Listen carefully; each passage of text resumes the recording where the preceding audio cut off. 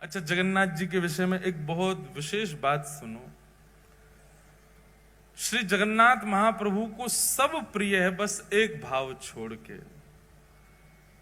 जब कोई उनका स्मरण करके या उनके सन्मुख जाकर के स्वयं को अनाथ कहे, महाप्रभु जी को बहुत विकलता होती है जब कोई स्वयं को अनाथ माने। कभी भी जीवन में स्वयं के प्रति अनाथ की भावना लगती हो, महाप्रभु जगन्नाथ जी का स्मरण करो, सबके नाथ हैं। विश्व प्रसिद्ध रथ यात्रा। अब जगन्नाथ जी प्रकट कैसे हुए, जगन्नाथ जी का रूप क्या है, बहुत विस्तृत कथा है, वो हम सुनेंगे कल। क्योंकि पूर्व से द्वारिका लीला से पूरी कथा शुरू होती है, कईयों को शायद पता भी होगी। पूर्व में श्री जगन्नाथ जी ने ब्रजवासियों की कथा रोहिणी मैया से सुनी, तब से वो रूप प्रकट हुआ, उसकी पूरी कथा। फिर इंद्रद्युम्न पर कृपा करके ठाकुर जी कैसे पधारे, नील माधव रूप से कैसे जगन्नाथ बने, बहुत विस्तृत भाव है, उसको हम कल स्वच्छंद रूप से कहेंगे। अभी बस इतना सुना देते हैं कि महाप्रभु श्री जगन्नाथ जी की रथ यात्रा कैसे होती है। सबसे ज्यादा विश्व में लोग श्री जगन्नाथ जी को जानते ही रथ यात्रा से। ऐसे भक्त वत्सल हैं श्री जगन्नाथ जी। इंद्रद्युम्न राजा, जिस पर कृपा करने के लिए श्री जगन्नाथ जी ने यह रूप धारण किया, वे इंद्रद्युम्न राजा नित्य श्री जगन्नाथ जी की सेवा करते हैं और ऐसे एकमात्र राजा हुए जिन्होंने जगन्नाथ प्रभु का मंदिर निर्माण कराते ही अपनी राज पदवी का त्याग कर दिया। राजा रहकर के हम जगन्नाथ जी की सेवा नहीं कर सकते, दास बन गए श्री जगन्नाथ जी के लिए। हमारे ब्रज के उपासक भी कहते हैं, कनक कूट को टिक लग तजिए भजिए कुंवर कन्हैया। जब तक चित्त में त्याग नहीं आएगा तब तक ठाकुर जी के साधक नहीं बन सकते आप। कोई व्यक्ति चाहे कि मैं सब स्थितियों में रहता हुआ भक्त भी बन जाऊं तो नहीं बन सकता, उसको त्याग तो करना पड़ेगा। अपने सुख का, अपने समृद्धियों का, अपने भाव का, अपने प्रेम का, अपने ऐशो आराम का कहीं ना कहीं तो त्याग वैष्णव को करना पड़ता है। वैष्णव भक्तों को देखो, वो त्यागी से ही दिखते हैं। रात में भले 1 बज जाए, सुबह 4 बजे उठ जाएंगे, क्यों? त्याग है। कितने वो अच्छे वस्त्र दे दो लेकिन फिर भी सामान्य वस्त्र पहनेंगे, क्यों? त्याग है। कितना भी अच्छा श्रृंगार कर लें, श्रृंगार करके फिर तिलक जरूर लगा लेंगे, क्यों? त्याग है। त्याग भक्त को करना ही पड़ता है। तो इंद्रद्युम्न राजा ने अपनी राज पदवी का त्याग कर दिया। और इंद्रद्युम्न अकेले भक्त नहीं, उनकी पत्नी गुंडीचा, जिनका नाम, वो भी परम भक्ता थी श्री जगन्नाथ जी की। तो इंद्रद्युम्न राजा नित्य अपनी पत्नी के साथ जाते और पूरे जगन्नाथ मंदिर में झाड़ू सोहनी करते अपने आप ही। बहुत ध्यान से सुनना। ठाकुर जी को इंद्रद्युम्न राजा का त्याग, समर्पण और ये प्रेम इतना भा गया, इतना भा गया, महाप्रभु श्री जगन्नाथ जी प्रकट हो गए और प्रकट होकर के बोले, इंद्रद्युम्न, हमारा एक ही हृदय है, तुम कितनी बार उसको अपना मुरीद बनाओगे, कितनी बार उसको प्रसन्न करोगे। व्यक्ति का स्वभाव होता है कि वो एक बार सामने वाले को प्रसन्न कर देता है, सामने वाला प्रसन्न हो जाए तो बस फिर शांत सा रहता है। लेकिन तुम बार बार ऐसी लीला करते हो कि हमको प्रसन्न होना ही पड़ता है। तुमने राज पदवी का त्याग कर दिया, अब तुम अपनी पत्नी सहित पूरे मंदिर की सेवा करते हो, कोई भी कार्य छोटा बड़ा नहीं समझते। पत्नी पुष्पमाला का श्रृंगार बनाती है, नित्य हमको धारण कराती है। हम तुम्हारी सेवा से बहुत प्रसन्न हैं, कुछ वरदान मांग लो। इंद्रद्युम्न राजा कहते हैं, बोले भगवान, जहां साक्षात आप आ गए मेरे पास में और ये सेवा का सौभाग्य मुझे दे रहे हैं, इसके बाद आपसे, आपके द्वारा ये कहना कि कुछ मांग लो, मेरे चित्त में संशय प्रकट कर रहा है कि कहीं आप मुझसे पीछा तो नहीं छुड़ाना चाह रहे। जब आप मिल ही गए हो मुझे तो नाथ, और मैं क्या मांगू आपसे। जगन्नाथ प्रभु बोले, नहीं इंद्रद्युम्न, हम बहुत प्रसन्न हैं तुमसे, कुछ मांगो।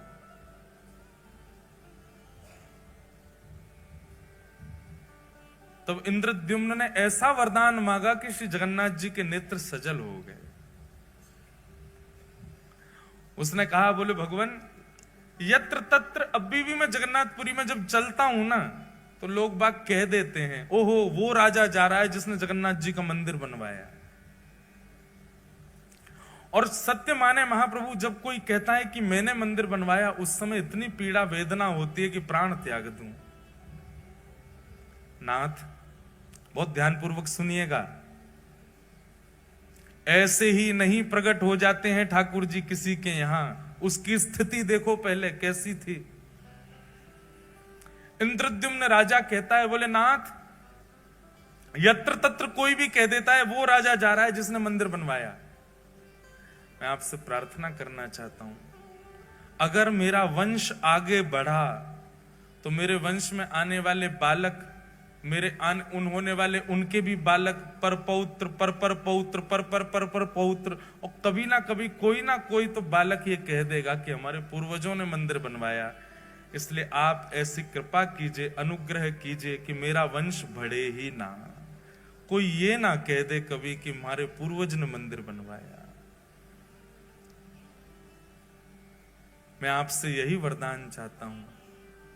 उन्होंने वंश ना बढ़े ऐसा नहीं कहा, उन्होंने वरदान में यह मांगा कि कभी कोई ऐसा ना कहने वाला प्रकट हो जो ये कहे कि हमारे पूर्वज ने मंदिर बनवाया। मतलब बगल में पत्नी खड़ी है, गुंडीचा खड़ी है, इसके सामने स्पष्ट कैसे बोल दूं कि मुझे संतान नहीं चाहिए। लेकिन नाथ, आप कृपा करके ऐसा अनुग्रह कर दो कि मेरे कुल में, वंश में कोई ये कहने वाला ही पैदा ना हो कि हमारे पूर्वज ने मंदिर बनवाया। इनडायरेक्ट वे में मानो कहना चाह रहे हैं कि कोई वंश आगे बढ़े ही ना, कभी ना कभी कोई तो बोल देगा कि हमारे पूर्वज ने बनाया। महाप्रभु जगन्नाथ जी के नेत्र सजल हो गए। बोले, और कितना त्याग करोगे इंद्रद्युम्न, सब कुछ तो तुमने त्याग दिया, अपनी राज पदवी तक त्याग दी, एक मेहतरानी की तरह तुम्हारी पत्नी और एक झाड़ू लगाने वाले की तुम नित्य पड़े रहते हो हमारे द्वार पे, और कितना, अब तुम वंश भी नहीं चाहते आगे। महाप्रभु जगन्नाथ जी ने इंद्रद्युम्न को हृदय से लगा लिया। तुम्हारे इस प्रेम को, इसको निष्काम प्रेम कहते हैं, जिस प्रेम में इतनी इच्छा भी नहीं है कि कोई ये कह जाए कि इन्होंने मंदिर बनवाया। हम लोगों की स्थिति कैसी, हमारी कथा सुनकर के 4 लोग वैष्णव क्या बन जाएं तो हम दुनिया में ये मेरी कथा से वैष्णव बना है। हमारे मन की भी बात कह रहे हैं। अभी जलंधर में कोई मिलने आए, वो बोले महाराज जी इन्होंने जीवन में कभी कुछ गलत काम छोड़ा नहीं, आपकी कथा सुन के छोड़ दिया। हमने भी 4 से परिचय करा दिया, मैंने देखो ये हमारी कथा से ठीक हो गए। इतनी कथा सुनी फिर भी ये सबके अंदर आता है, मेरे अंदर भी आ रहा है, आप सबके अंदर भी आ जाता है। तनिक से भाव से हम लोगों के अंदर कितना मान आ जाता है। पर एक बात सदैव याद रखना, ठाकुर जी मान रहित व्यक्ति को ही मिलते हैं जिसमें किंचित मान ना हो।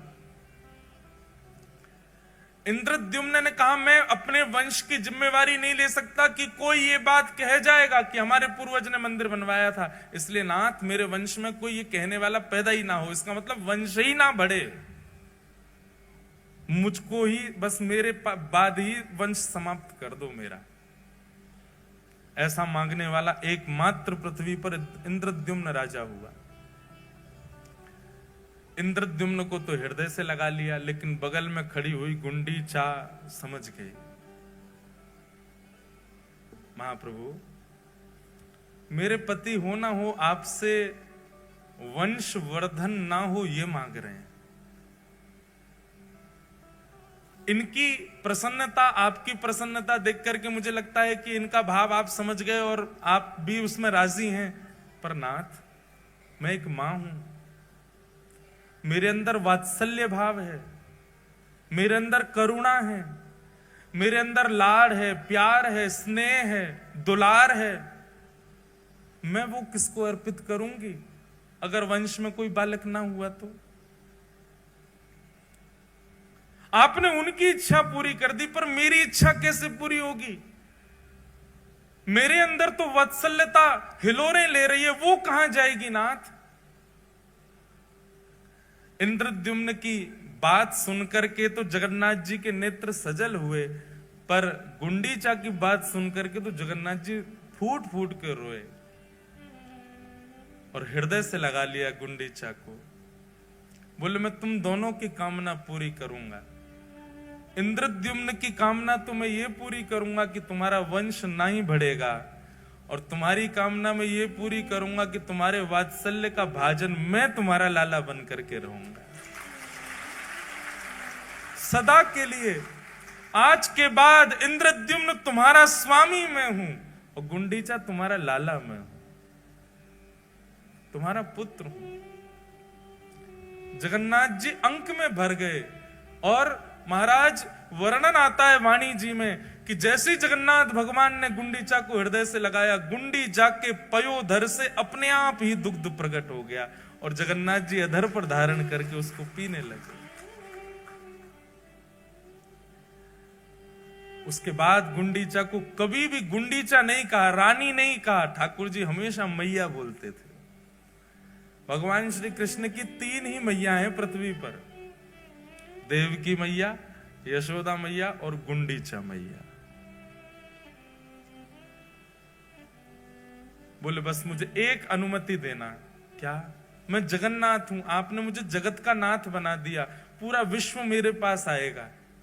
मां, मैं साल भर पूरे विश्व को दर्शन दूंगा, साल भर पूरे विश्व के ऊपर अनुग्रह करूंगा, उनके आर्तों को दूर करूंगा, उन पर अनुग्रह करूंगा, और साल में एक बार अपनी मैया से मिलने के लिए खूब चढ़ करके रथ पर आनंद के साथ भर करके नाचते गाते हुए लाखों वैष्णवन के संग में अपनी मैया के पास आऊंगा, और फिर 7 दिन आपके पास ही रहूंगा, फिर कहीं नहीं जाऊंगा।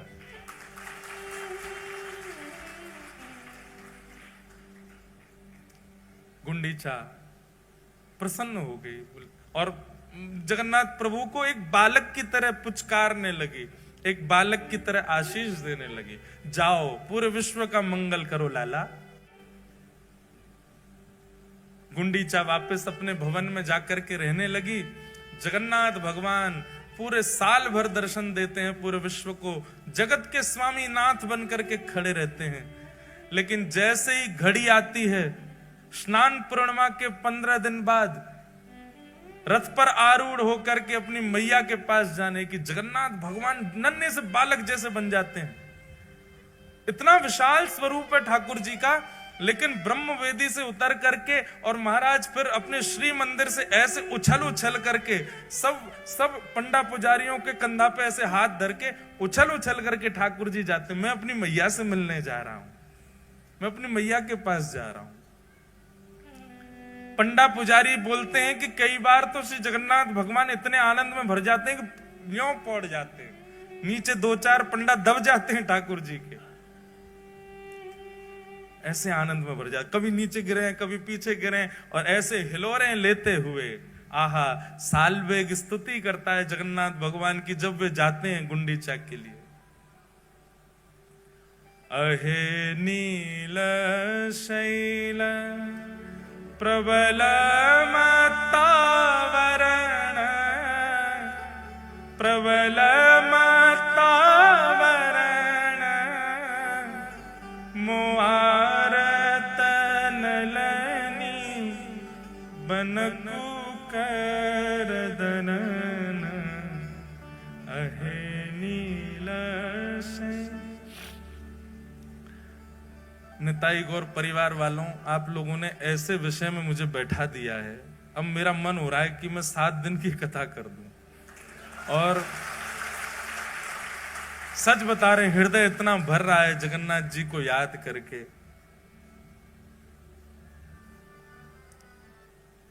अद्भुत नाथ है। हमको यहाँ कथा पूरी करके सीधे कानपुर जाना है, नहीं तो मैं सीधे जगन्नाथपुरी चला जाता। इतनी याद आ रही है श्री ठाकुर जी की। कहे साल बेग मील हीन जाती रे मुयवन, कहे साल बेग हीन जाती रे मुयवन, श्रीरंगा चरण तल करिय सभवन, अहे नील शैल प्रबल मतावरण, प्रबल मतावरण,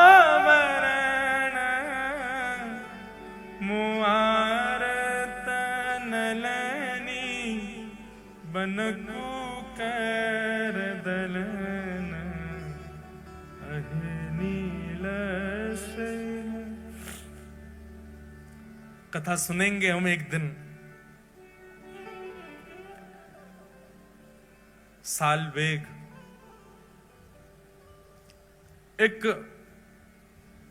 मुसलमान पिता का पुत्र है। सालवेग, उसकी मां ब्राह्मणी है।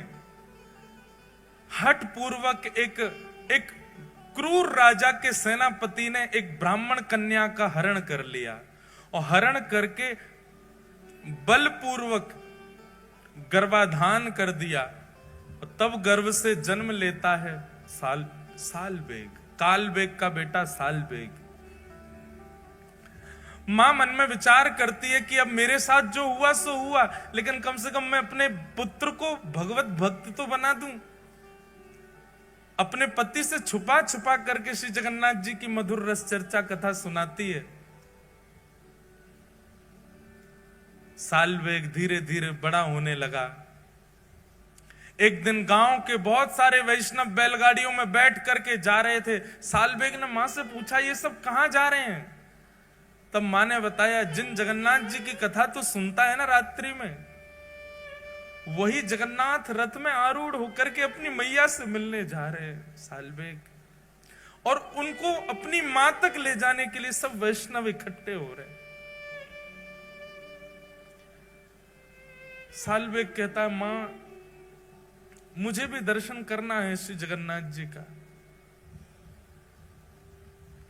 मां कहती है, नहीं बेटा, तू अगर गया तो तेरे पिता कितने क्रूर हैं तू जानता है ना, तुझे मार देंगे, और तू अगर चला भी गया तो शायद लौट के आए तो मैं जीवित नहीं मिलूंगी।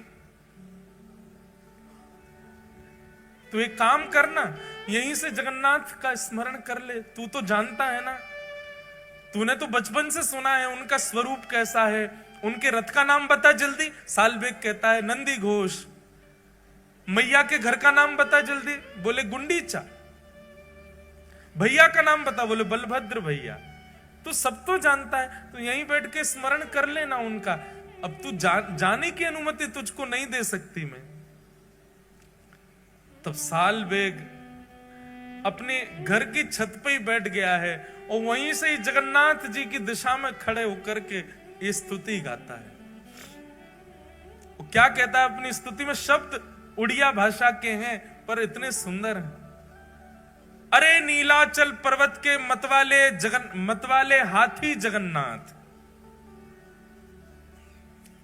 मैं जानता हूं, मैंने कभी देखा नहीं है, पर मुझे पता है आप मतवाले हाथी की तरह उछल उछल करके उस नीलाचल पर्वत से उतर करके आते हो। लेकिन हाथी का एक स्वभाव होता है कि वो जब भी कमल के वन को देखता है तो कीचड़ में प्रकट हुए कमल को सूंड से पकड़ करके पैरों से रौंद देता है। मुआरत नलनी बनकु कर दलन। हे जगन्नाथ, मेरे हृदय रूपी आर्त के सरोवर में जो दुनिया भर के कमल प्रकट हो गए, जो मुझे आपसे मिलने से रोक रहे हैं, चाहे वो मेरे पिता हो, चाहे वो मेरी जाति हो, इन सब कमलों को अपने हाथ से पकड़ करके रौंद दीजिए ना।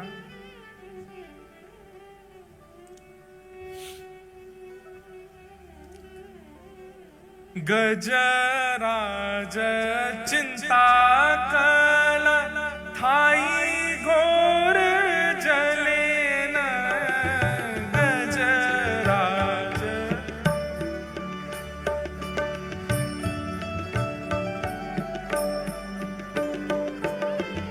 गजराज चिंता कल थाई घोर जले न, गजराज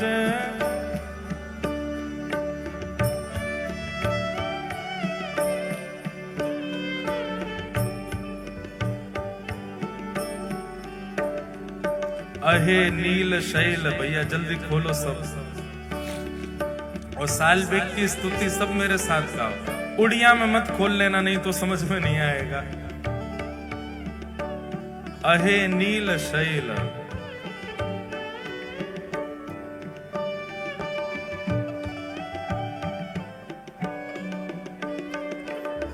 गजराज चिंता कल घोर जले न, गजराज चिंता कल थाई घोर जले न, चक्र पेशी नक्र नाशी उद्धरील अपन, अहे नील शैल प्रबल मत्तावरण,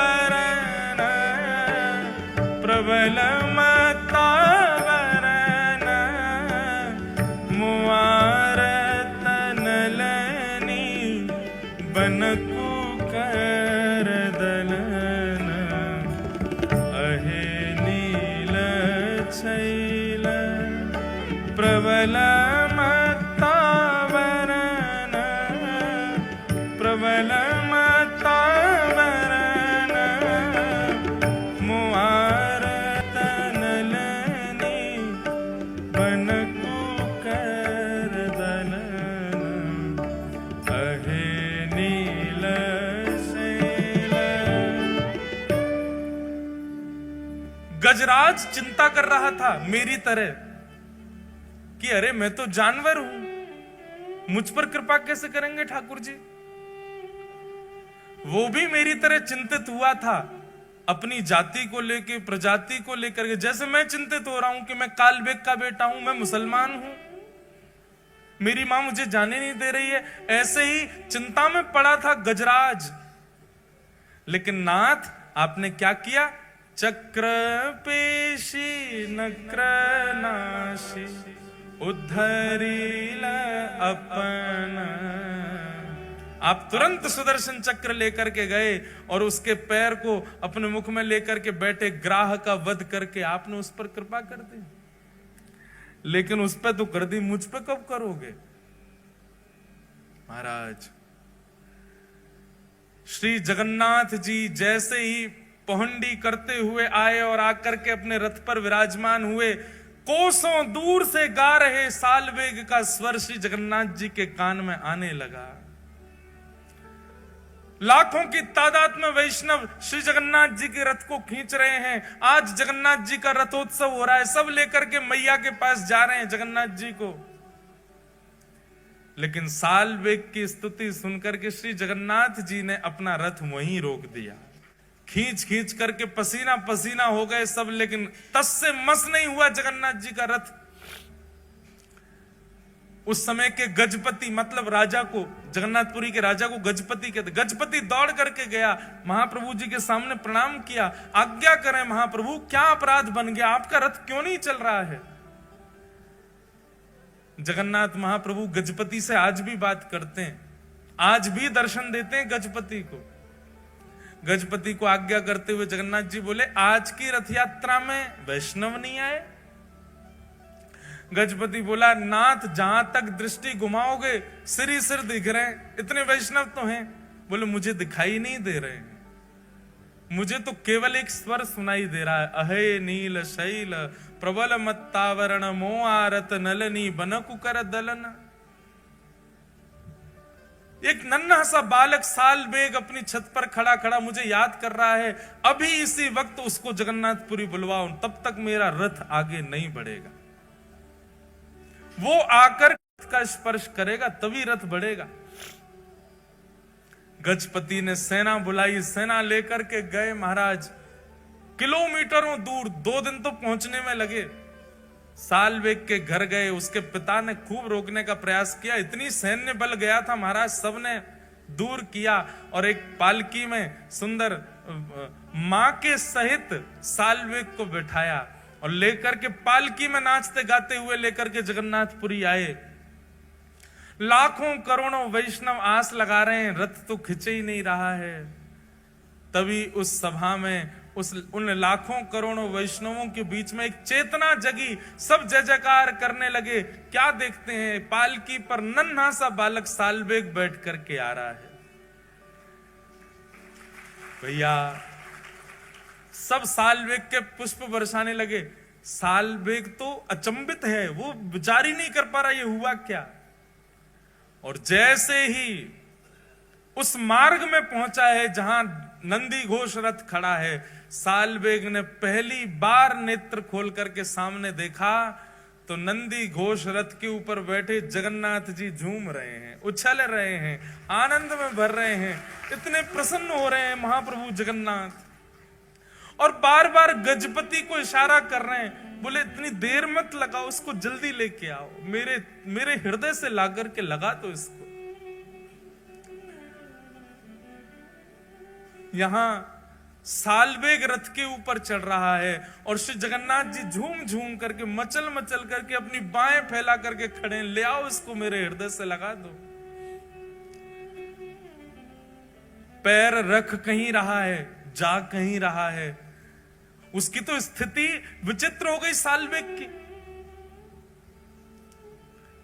सब लोगों ने ले जाकर के जैसे ही जगन्नाथ भगवान के हृदय से लगाया, महाप्रभु जी के नेत्र सजल हो गए और मानो हृदय से लगा के महाप्रभु जी कह रहे हैं, गजेंद्र पर कृपा की थी पर गजेंद्र को हृदय से नहीं लगाया, सालबेग तुझे हृदय से लगाया। चल अब प्रणाम तो कर ले।